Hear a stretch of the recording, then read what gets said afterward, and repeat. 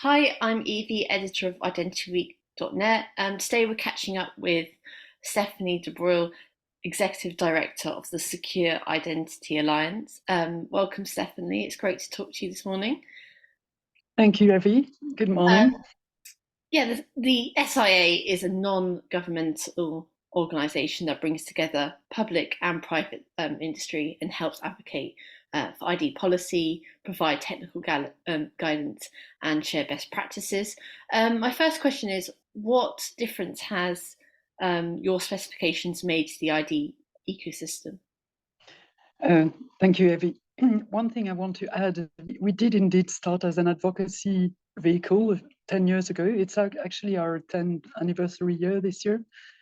But we evolved, we actually identified a need on the market because at the moment, as you know, we all speak about the wallet all the time, but all the things that happen before the wallet, nobody talks about it, but governments have plenty of database when they have them. I mean, in some countries, they need to build them.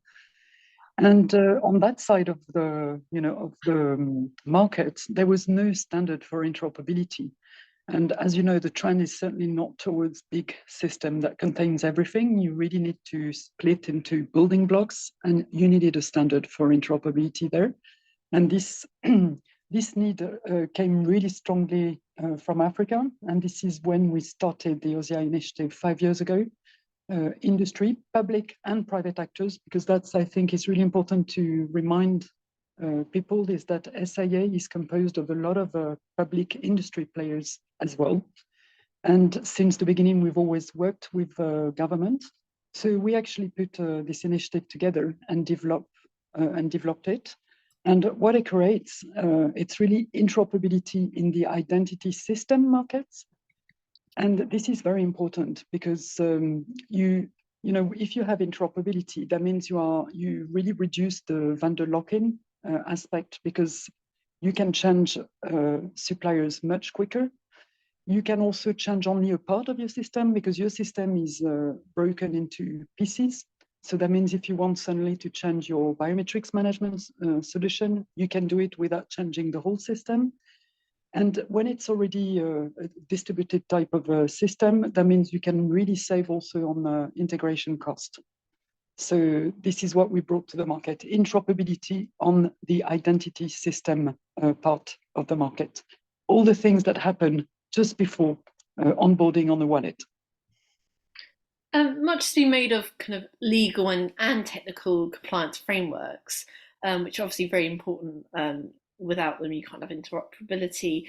Is there enough focus on usability, though? Um, I think in some project you see some focus on usability, and you're right. It's important to, compliance framework are, really key because if you have no framework, you're not frameworks. You're going to have no interoperability. In an exchange, you need to manage the liabilities. There's so many aspects to it. In a framework, the legal, the technical, operational. Standards, cyber security. So you need to have a framework, that's for sure. But usability, this is something you can deal with when you do pilots. And this is where you need to have a framework. And then within this framework, you really need to pilot ideas and you need to collaborate. And this is in the DNA of SIA. I mean, we really believe in collaboration with a lot of different organizations, parties, because it's really key. And in Europe, for instance, I mean, this is exactly what the pilots are going to do, help work on the usability. And you're involved in the usability model kind of pilot for the wallet, the European Digital Identity Wallet. What are your views Uh, on how that's developing? our members are, as SIA is composed of a lot of industry players, public and private, and all of them are actually involved in different pilots. So at the moment, we are really, involved in the pilots, and I think we'll be able to, to share more output, once those are conducted. It's a bit early to, to say anything there, but we are, our members are involved. For So sure. we'll see. Yeah, and I'm sure we can publish it on, and you can hear about it on Yeah, identityweek.net. and hopefully we can already share some outcome at Identity Week in June, because some of our members, as you know, will be on stage. So hopefully, they'll be able to share already some output from those large-scale pilots.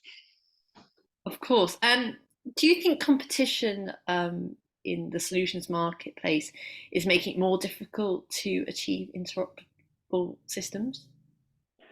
No, I think competition is healthy. It's important, and it's really the dynamics of markets. It starts with competition, and at some point, if you want to grow the market, you have to have interoperability, and innovation is going to operate at different levels, and the competition.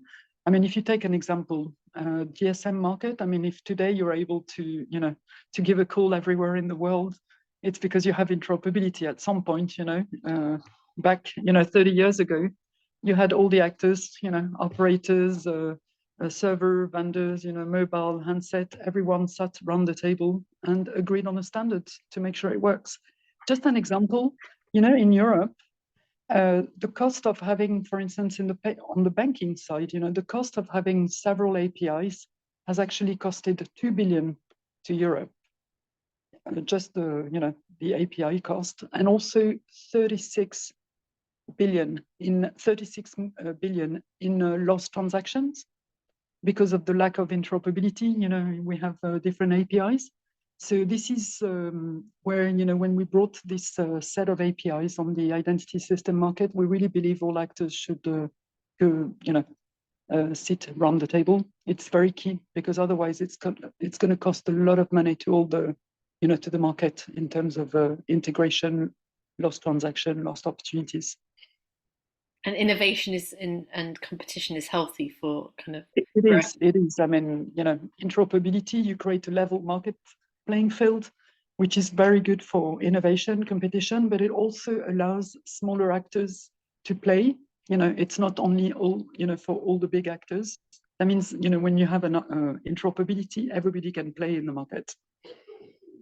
It's really innovation and service, that makes the difference. And I'm interested to hear your views on a decentralized approach to kind of data. Is it best practice in implementing and accelerating ID programs?